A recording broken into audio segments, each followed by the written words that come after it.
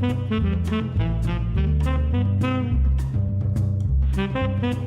and welcome to the History of Africana Philosophy by G.K. Jeffers and Peter Adamson, brought to you with the support of the King's College London Philosophy Department and the LMU in Munich, online at historyofphilosophy.net. Today's episode, A Fighting God, Black Theology.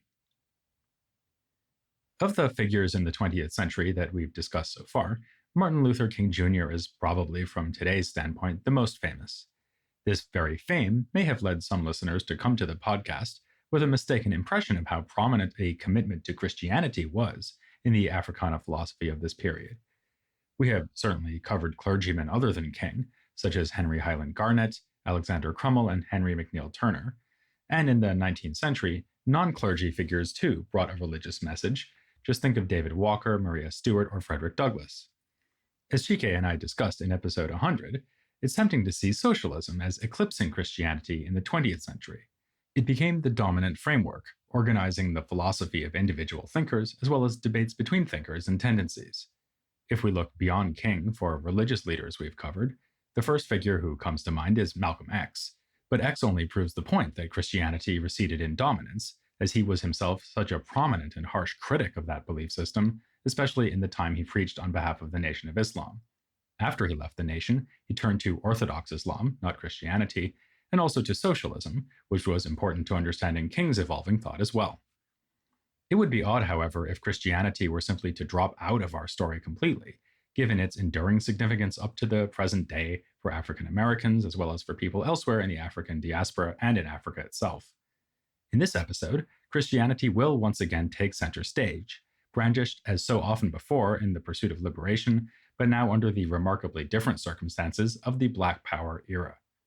King may be the most famous of the thinkers we've covered from today's perspective, but that does not mean he was the most influential thinker in Africana thought during the time we are discussing, that is, the late 1960s and the early 1970s.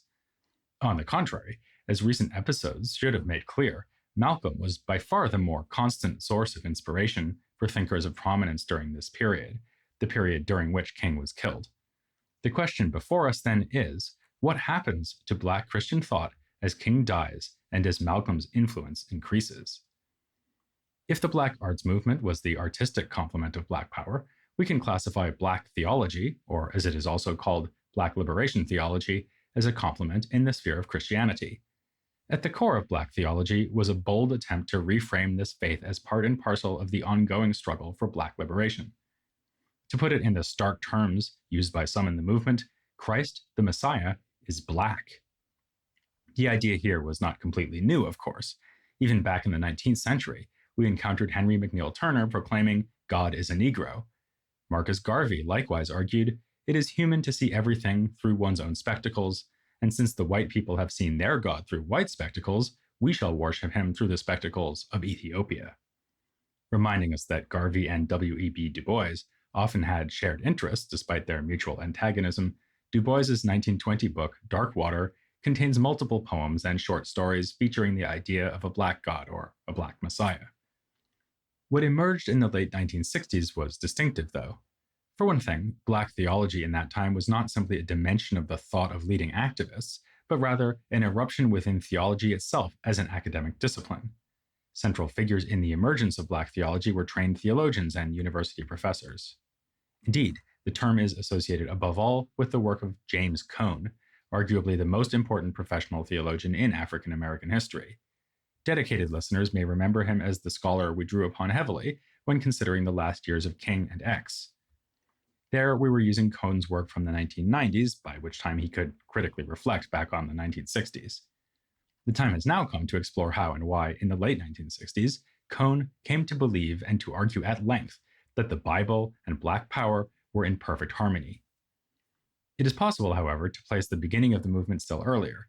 Way back in 1953, Albert Cleage Jr. followed in the footsteps of Richard Allen and Absalom Jones by leading a number of congregants in the Presbyterian church that he had been pastoring out of the denomination in order to attain greater independence. The new church he created was for a long time known as the Central Congregational Church, but in 1967, Cleage rededicated it under a provocatively different new name. This name was connected to the 18-foot painting by Glanton Dowdall that Cleage unveiled on Easter Sunday that year, featuring a dark-skinned Mary holding a dark-skinned baby Jesus. Thus the church's new name, the Shrine of the Black Madonna. Cleage emerged early on in the Black Power era as a militant nationalist, critical of the project of integration. He began to argue that Christ must be seen as the non-white leader of a non-white people struggling for national liberation against the rule of a white nation, Rome. That Resurrection Sunday in 1967 marked a new phase of promoting what Cleage proudly called Black Christian nationalism. The summer brought a different kind of response to Black oppression, the Detroit Riot of 1967, the largest and bloodiest riot of a long, hot summer full of riots. These very riots were key to the intellectual development of James Cone. As he explains in the autobiographical opening to his 1975 book God of the Oppressed, Cone was filled with feelings of dread and absurdity when the unrest broke out in Detroit, not far from where he was living in Michigan. Originally, Cone hailed from Arkansas, where he had become a minister at the tender age of 16. Already then, he instinctively rebelled against the way that the supposedly nice Christians of his hometown put Black people in their place, a place that was, he said, defined by white reality. His deep study of Karl Barth and Paul Tillich would influence his own theology, yet left him unsatisfied. These authors, Cone felt, inevitably approached Christianity from a white perspective and made the methods of theology into white tools. As he struggled to make Christian theology relevant to Black students at a college in Little Rock, he started to form the idea of approaching theology from a distinctively Black point of view. It was while pondering the meaning of the Detroit riot that he came to some conclusions. These were set down in his incendiary book, Black Theology and Black Power, published in 1969. The following year, he published A Black Theology of Liberation, further expanding on his thoughts in the previous book. It's worth noting that just after this, in 1971, the Peruvian thinker Gustavo Gutierrez published his book, A Theology of Liberation. This has resulted in the label liberation theology often being associated especially with Latin America. It is clear, however, that Cone and Gutierrez, among others, simultaneously worked on the idea of a liberation theology in the 1960s. In Black Theology and Black Power, Cone expresses solidarity with the rioters, saying that their willingness to risk their own lives expressed hope not in white people, but in their own dignity grounded in God himself. He hails Black Power as nothing less than the most important development in American life in this century, and embraces the goal articulated by Amiri Baraka: the Black man should aid in the destruction of America as he knows it. Later in the book, Cone writes that the purpose of Black theology is to analyze the nature of the Christian faith in such a way that Black people can say yes to Blackness and no to whiteness and mean it. He describes the project as nationalistic and takes up the usual Black Power criticisms of integration and its hero Martin Luther King. King's popularity among whites was, for Cone, due to the fact that his approach was the least threatening to the white power structure. For Cone, the meaning of Christianity itself lies in God's support of the downtrodden and the suffering. This is why God incarnated himself as Jesus, who was Jewish and among the oppressed of his particular context 2,000 years ago. Transposing this to 20th century America, Cone agrees with Cleage that now Christ can be understood as Black, in the sense that God must be working within the world towards the cause of Black liberation, just as he once worked towards Jewish liberation. Thus, as Cone puts it, Black Power is God's new way of acting in America. There are some obvious objections to Cone's interpretation of Christianity, and he anticipates and answers a number of them. The first might be, what happened to turning the other cheek? How can a Christian theologian lend support to rioting and the general embrace of violence so commonly associated with the Black Power movement? Cone's answer is similar to like-minded writers on the secular side of that movement. America is already violent, so nonviolence is not an option. As he would later write in God of the Oppressed, ours is a situation in which the only option we have is that of deciding whose violence we will support, that of the oppressors or the oppressed. Cone stresses, however, that violence is a subordinate and relative question, more a matter of tactics than principle. He understands Christianity in terms of liberation, not pacifism. If Christ shunned violence when he was on earth, that doesn't mean he would do the same today.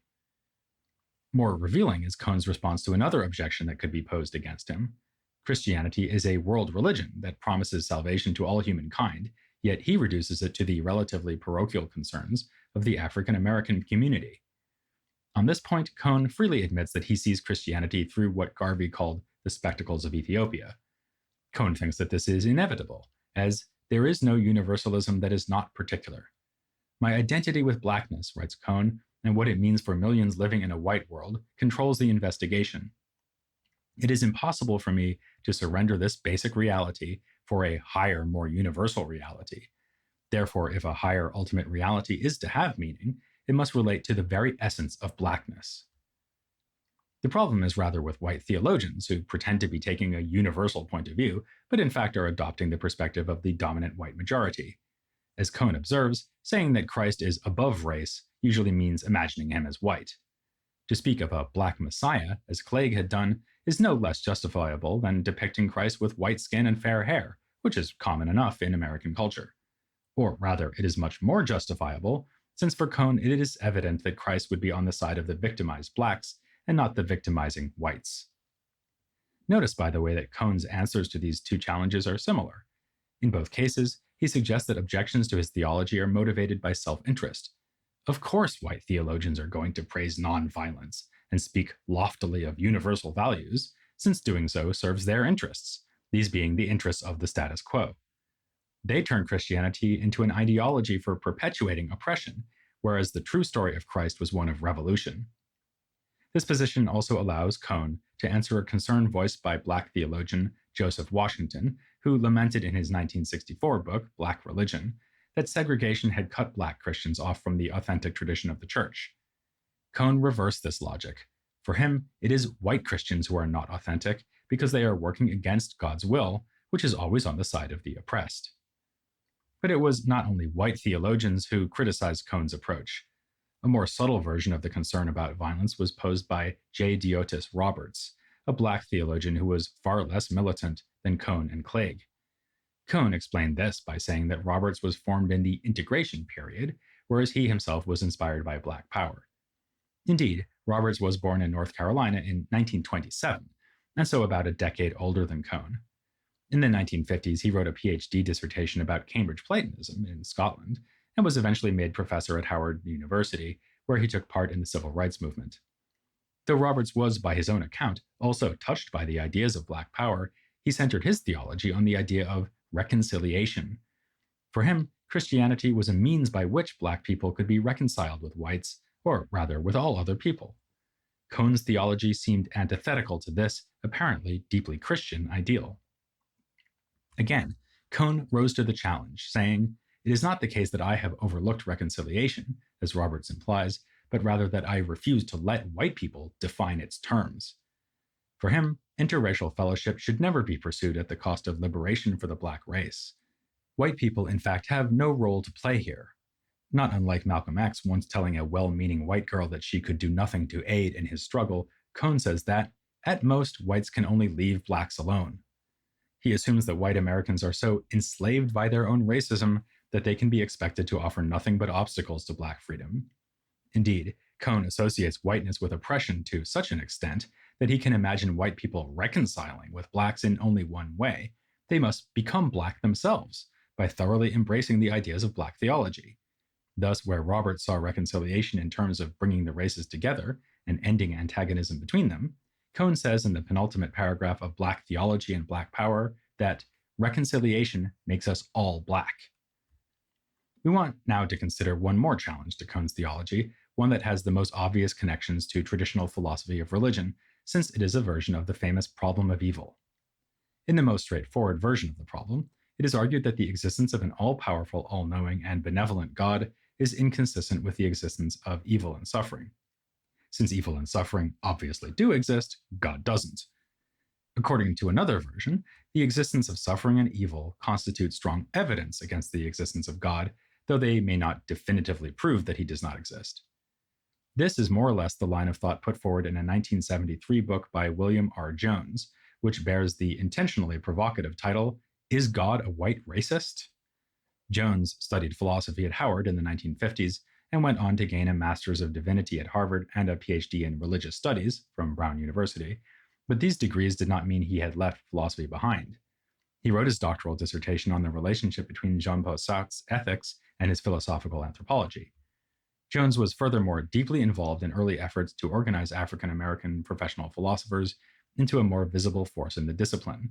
His essay, The Legitimacy and Necessity of Black Philosophy, Some Preliminary Considerations, published in 1977, is a classic example of a meta-philosophical reflection in the Africana tradition.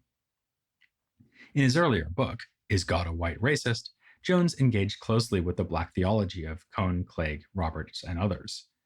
He raised the problem of Black suffering as a challenge to Black liberation theology. This on the grounds that the enormity and amount of such suffering constitutes strong evidence that if God indeed exists, then he has it in for Black people. In the terms of the traditional problem of evil, the conclusion would be that if an all-powerful and all-knowing God exists, then he is evidently not benevolent, unless you're white, that is. While this may sound almost satirical, Jones's argument is mounted with seriousness and rigor. A fundamental assumption that drives his analysis is borrowed from Sartre's existentialism. For Sartre, man is the sum of his acts. Likewise, for Jones, God's character would be shown by the sum of his acts in history. It's as if Jones says to Cone, "You say that God acts in the world. Fine then, let us look to the historical record to see whether the God you believe in is indeed working towards the liberation of Black people, or whether his track record instead suggests that he is a racist, assuming he in fact exists." The terms of the question were, as Jones pointed out, set by Cone himself, who once said that a divinity who did not identify with the oppressed would be a god of racism, and at another point proclaimed, "Blacks want to know whose side God is on." Of course, Cone and other Black theologians were far from being insensitive to present-day Black suffering, but they felt certain of future deliverance from that suffering. Faced with this optimistic proposal, Jones repeats that we can determine God's will only by looking to what he has done so far. He's given us no reason to trust that he is aiming to liberate Blacks as his chosen people. To the contrary, they have endured centuries of misery and oppression, which is still ongoing. If God really wills liberation, then what is he waiting for? There's also a brief cameo here for an idea we looked at ages ago in episode 17 of this series. Jones invokes John Mbiti's idea that in traditional African cultures, there is little or no conception of a distant future, asking us to consider whether a Christian investment in an eschatological event yet to come may be a case where the religion of the slave master has unfortunately usurped the more realistic worldview of our African ancestors. It might seem that an easy rebuttal is available. It isn't God who is a white racist, it's white people who are racist, and they are exercising their free will to inflict suffering on Black people. But this response isn't one that Cone could easily make. His God is one who intervenes in history, indeed, one who is going to intervene and destroy white races and their power. Jones saw this as little more than a reversal of roles, in which by divine fiat, suffering would be shifted from one race to the other. But his main point was that Cone really had no reason to believe it would happen. Rather than beginning with the problem of suffering and its origin and thinking about what kind of God would allow it, Cone and other theologians simply assumed a benevolent God and interpreted the world in light of that assumption, flying in the face of all the available evidence. In the concluding chapter of Is God a White Racist?, Jones argues that if one does not choose the path of secular humanism, as he himself does, then the most promising theistic response to the problem of evil, as Black theology faces it, is to accept what he calls humanocentric theism. This view meets the challenge of denying divine racism by removing God's overruling sovereignty from human history, making human activity co-equal with God's activity in human matters. Interestingly, when Cone chose to respond to Jones's argument, he more or less admitted that he was indeed simply assuming faith in a good and liberatory God. The very notion that God could be a racist is absurd from a biblical point of view, he wrote, because the God we find in the Bible is one who is on the side of the oppressed. Cone's theology is rooted in a faith tradition and in a reading of Scripture, not in inferences drawn from historical events, as Jones would prefer. This may seem like a pretty feeble response. One worries that it boils down to saying, "I know that God isn't a white racist because I have faith that he isn't." But here we might recall Cone's response to the earlier challenge about universality. In that case, he admitted that his theology is one born from a distinctively Black perspective on Christianity and its meaning. Indeed, he denied that anyone can develop a theology that does not emerge from some perspective.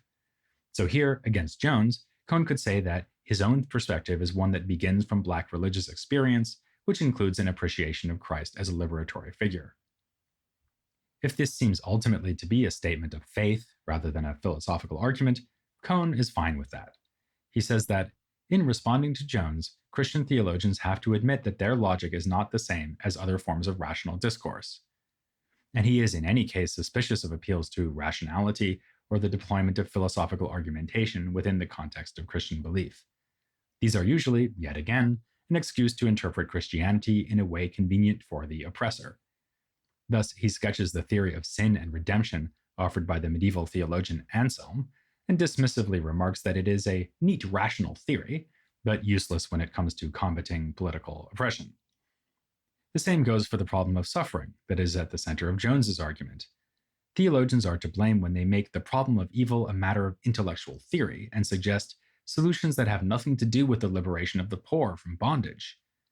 We might then say on Cone's behalf that if we focus on liberation as the goal, it is better to believe in a benevolent God than a racist one. This in itself is reason to adopt that belief. Both Cone and Jones admit, if only in passing, that their outlooks could be adapted for other times and places. Thus, Jones says that the evidence of suffering could show God to be not only a racist, who hates Black people, but also prejudiced against other oppressed groups. The evidence seems to suggest that if God exists, then he must be sexist and homophobic too. As for Cone, he allows that just as Christ was once Jewish and is now Black, he might stand for another oppressed group in the future. But, as the impact of Black theology was soon to show, its approach could certainly be applied to other places in the same time. Its ideas were taken up in other countries, notably South Africa. James Cone was directly relevant here. At one significant early event, a theological seminar held at Roodepoort in 1971, a recording of Cone reading his work was played out on a tape recorder. And if you don't know what that is, kids, ask your parents. Cone's words fell upon fertile soil. Already in 1968, the South African Council of Churches had issued a message to the people of South Africa rejecting apartheid on biblical grounds. Thus, 1 year before Cone's first book on Black theology, there was already a precedent in South Africa for rooting the struggle against racial oppression within Christianity. One man who pursued this idea was Steve Biko, who we'll be covering later on in detail. His short essay, Black Consciousness and the Quest for a True Humanity, published in 1972, includes a passage specifically devoted to Black theology. Biko sounds much like Cone, as he says that Christianity, like any universal truth, seeks to find application within a particular situation. Black theology is just such an application, which wants to describe Christ as a fighting God, and not a passive God who allows a lie to exist unchallenged. It grapples with existential problems and does not claim to be a theology of absolutes. It seeks to bring back God to the Black man and to the truth and reality of his situation. But as in the United States, so in South Africa, there was critical opposition to Black theology. Alan Boesak, an important churchman and anti-apartheid activist, who would eventually become president of the World Alliance of Reformed Churches, was critical of Cone in particular. Though he agreed that Christianity has the purpose of liberation, he thought Cone's interpretation of that purpose was too parochial. Cone's mistake, wrote Boesak, is that he has taken Black theology out of the framework of the theology of liberation, thereby making his own situation, being Black in America, and his own movement, liberation from white racism, the ultimate criterion for all theology. Tension was also seen to exist between Black theology and the already established approach to Christian thought that sometimes goes under the name African theology. This point was made especially by the South African church leader Manas Buthelezi, a first cousin to the more well-known and controversial political figure Mangosuthu Buthelezi. Here, African theology refers to a form of Christianity that is rooted in and even seen as the fulfillment of traditional African religious beliefs, the kind of beliefs we covered in the first part of this podcast series when looking at philosophy and oral traditions. In fact, a couple of names familiar from those older episodes crop up here. As we saw, several pioneers of African philosophy were Christian missionaries. One of them was Placide Tempels, who said in his book Bantu Philosophy that Christianity is the only possible consummation of the Bantu ideal. And, popping up for the second time in this episode, there was John Mbiti. He was active in the 1970s, and took a keen interest in the clash between African theology and Black theology. He sided with the former, writing, "The concerns of Black theology differ considerably from those of African theology. African theology grows out of our joy in the experience of the Christian faith, whereas Black theology emerges from the pains of oppression.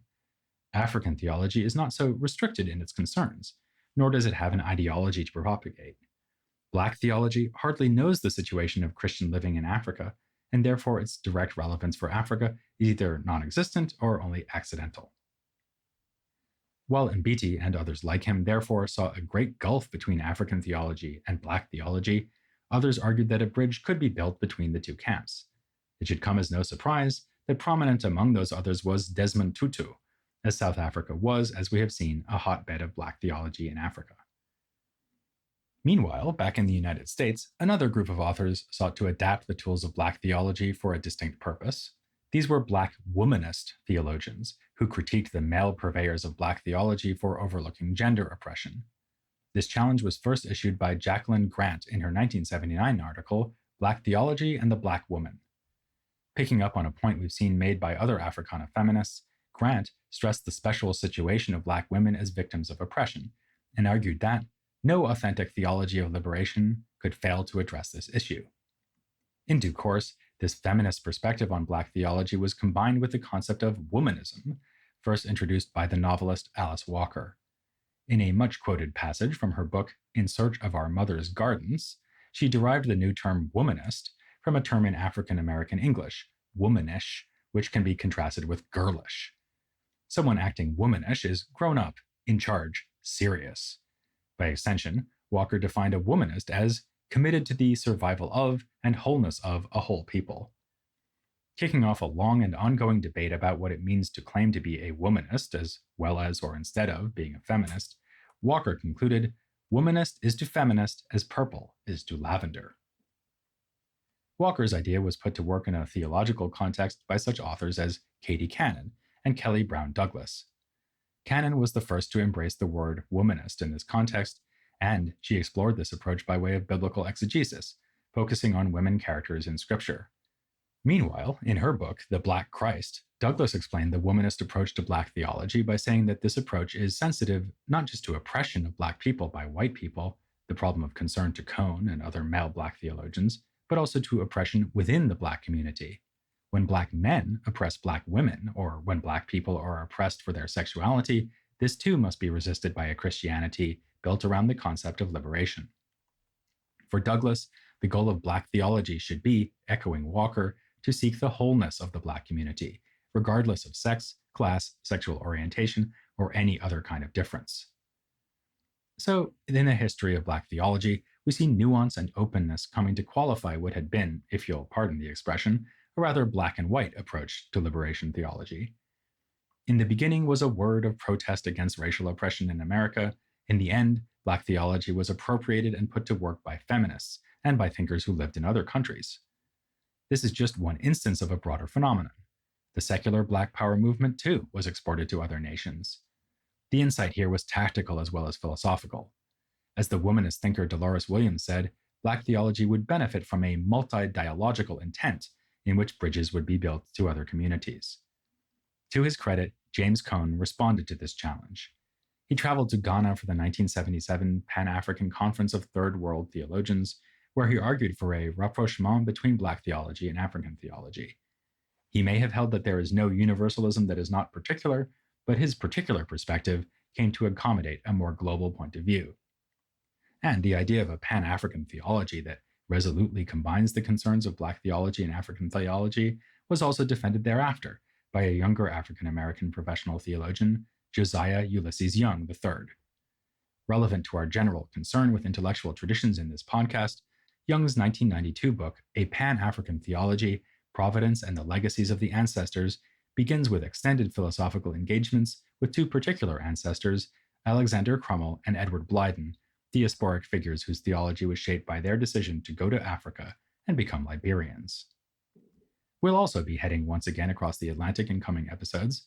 Most of our attention in the past few episodes has been on African American thought, circling around the Black Power movement and its reverberations in political life, art, and now religion. In the next few episodes, by contrast, we will be focusing on Africa. We will say more about South Africa, introducing a figure you've most likely been waiting for, Nelson Mandela, and we'll also meet Amilcar Cabral, leader of a struggle for independence in Guinea-Bissau and Cape Verde, and a prominent socialist theoretician.